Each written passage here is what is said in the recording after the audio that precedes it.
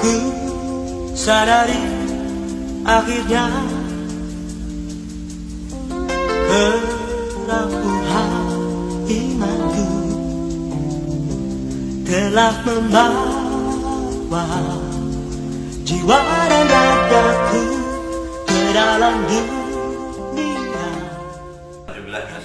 Bismillahirrahmanirrahim. Assalamualaikum warahmatullahi wabarakatuh. Waalaikumsalam warahmatullahi wabarakatuh. Selamat siang guys. Selamat menunaikan ibadah puasa. Kali ini saya kembali bersama Cak Ghazali ingin memberikan satu pencerahan ya, karena memang kita sudah mendekati hari kemenangan atau yang disebut Idul Fitri. Mungkin kali ini kita ingin memberikan satu gambaran Islam yang damai ya. Ya tentunya tujuan kita berdua adalah untuk nasionalisme dan kebangsaan tetap ya. Nah, akhir-akhir ini kita seringkali mendengarkan ceramah ustadz yang sering mendiskriminasikan orang ya dengan kata-kata kafir dan murtad ya.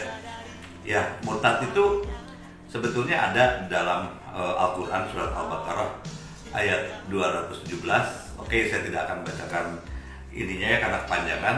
Saya bacakan langsung intinya saja ya. Ya, barang siapa yang murtad di antara kamu adalah orang yang mati di dalam kekafiran, itulah perbuatan yang sia-sia dan mereka akan disiksa dalam neraka jahanam ya. Kurang lebih seperti itulah ya bunyi ayat surat Al-Baqarah ayat 217. Nah, sekarang saya kembalikan ke Cak Ghazali, bagaimana pengertian murtad itu sesungguhnya. Jadi ini ya, murtad dan kafir itu dua hal yang selalu dibahas ya. Dan menjadi polemik ya. Iya. Sebenarnya kalau kita bicara kafir mas ya, kafir itu artinya cuma apa? Terhalang aja. Jadi kalau maaf ini, mas itu kafir. Sebenarnya artinya kalau kita bicara bahasa artinya mas itu terhalang. Tetapi karena dalam agama itu lebih banyak istilah kafir itu maksudnya kafir terhadap Tuhan. Iya. Atau kalau orang Islam bilang kafir terhadap Allah. Maksudnya kafir terhadap Allah itu adalah kita tertutup ya. Dari petunjuk Allah. Iya. Jadi orang Islam sendiri juga bisa jadi kafir ya. Ya kafir. Padahal dia ngaku Islam Ya. gitu ya. Kalau saat saat hatinya, saat pikirannya tertutup dari petunjuk Allah, sesungguhnya dia adalah orang yang kafir. Kalau saat sebelumnya dia selalu dapat petunjuk Allah, terus dia berpindah jadi tidak mendapat petunjuk Allah, ya itu namanya murtad mas. Jadi ini hal yang harus kita klarifikasi ya, kita jelaskan ya.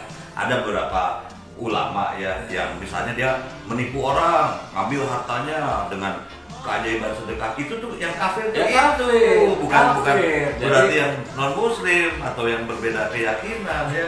Tapi kalau enggak benar ya. Kalau sebelumnya dia penipu terus jadi penipu lagi, sebenarnya dia nggak murtad tuh. Karena dari dulu emang jadi penipu. Dari dulu jadi orang kafir ya. Oke guys. Jadi nggak murtad itu mas. Nggak murtad. Maksudnya murtad ini kan artinya berubah. Iya berubah. Berubah keberpihakan. Iya. Kalau dari dulu penipu terus sekarang jadi penipu lagi, sesungguhnya tidak murtad. Tapi dia kafir dari dulu ya. Kafir dengan menjual agama ya. Inilah pengertian yang harus. Jadi kita harus paham. Jelas ya, harus pahami ya. Paham sekali. Jadi supaya apa? Supaya kita tidak mudah mengkafir-kafirkan orang, memurtad-murtadkan orang ya. Itu lalu dibuat dalam ranah politik gitu. Iya. Membodoh-bodohi. Iya. Jadi memang di dalam Al-Quran ini banyak sekali versi terjemahannya, terutama di Indonesia. Nih saya sendiri juga ya untung saya dan Cak Ghazali orang NU yang kita diberi pembekalan yang baik ya dalam memahami isi Al-Quran. Sehingga kadang-kadang pengertian penerjemahan ini ngawur jujur saja ya. Orang akhirnya mendefinisikan kafir itu seperti ini dan sebagainya. Orang yang artinya membunuh atau memaki-maki orang disebut orang Islam, padahal sesungguhnya memaki-maki saja sudah disebut kafir ya. Bukan gitu ya, Cak Ghazali yang maki-maki orang yang benar gitu. Jadi ya. begini Mas. Nah, kita bicara kafir ya. Iya, oke. Ya. Misalnya saya tinggal di lingkungan orang-orang jahat. Iya, iya. Orang-orang yang suka menebar pidato ceramah-ceramah hoak. Ini saya tinggal di lingkungan mereka. Iya, iya, iya. Nah, lalu saya tertutup dari petunjuk mereka. Iya, iya, iya. Mata ya, hati pikiran saya tertutup dari kata-kata hoak, kata-kata yang menyesatkan. Nah, ya, okay. Sebenarnya saya termasuk orang kafir. Oh. Kafir karena saya tertutup dari pikiran jahat mereka. Oke. Nah, jadi kafir ini kita harus jelas, Mas. Tapi pada umumnya kafir itu adalah ini kafir kan harus satu ini, Mas. Iya. Kafir terhadap Allah. Iya. Kafir terhadap Tuhan. Iya, iya. Kafir tertutup dari petunjuk Allah. Tertutup dari petunjuk Tuhan ini. Oke, itulah pengertian yang sebetulnya ya, bahwa kafir itu tertutup dari petunjuk Allah, tertutup untuk berbuat baik, tertutup untuk menyampaikan sesuatu hal yang benar ya. Jadi memang seperti tadi. Nah, saya ingin membacakan satu surat ya, Al-Maidah ayat 82 ya. Bunyinya kurang lebih ya. La tajidanna asyada al-linnas adawatan ilal ladzina amanu al-yahuda wal ladzina asrafu lil ladzina amanu alladzina qalu inna nazzara zalika wa inna minhum di qisisina. Nah, warrohuban wa annahum la yastakbirun. Nah, sadaqallahu azim.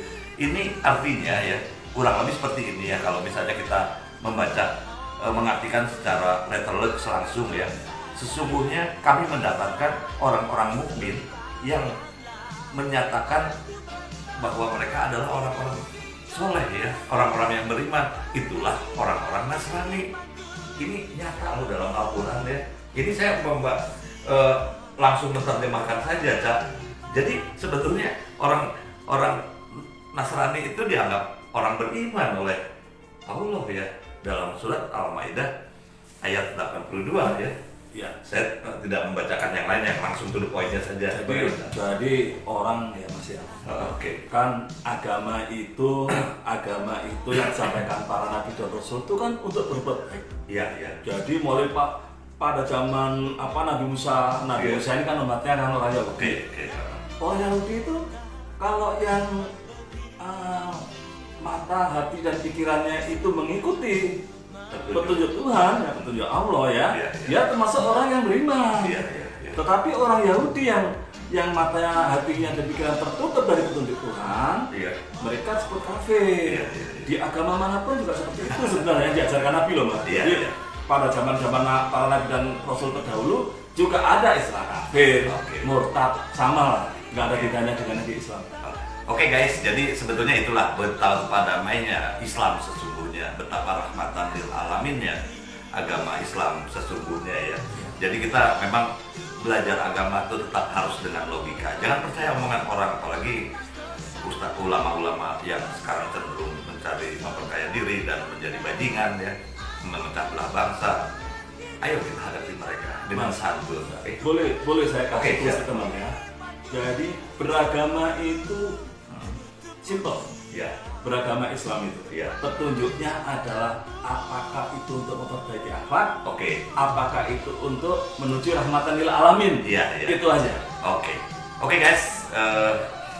Sekian dulu dari kami. Assalamualaikum warahmatullahi wabarakatuh. Waalaikumsalam warahmatullahi wabarakatuh. Salam ya.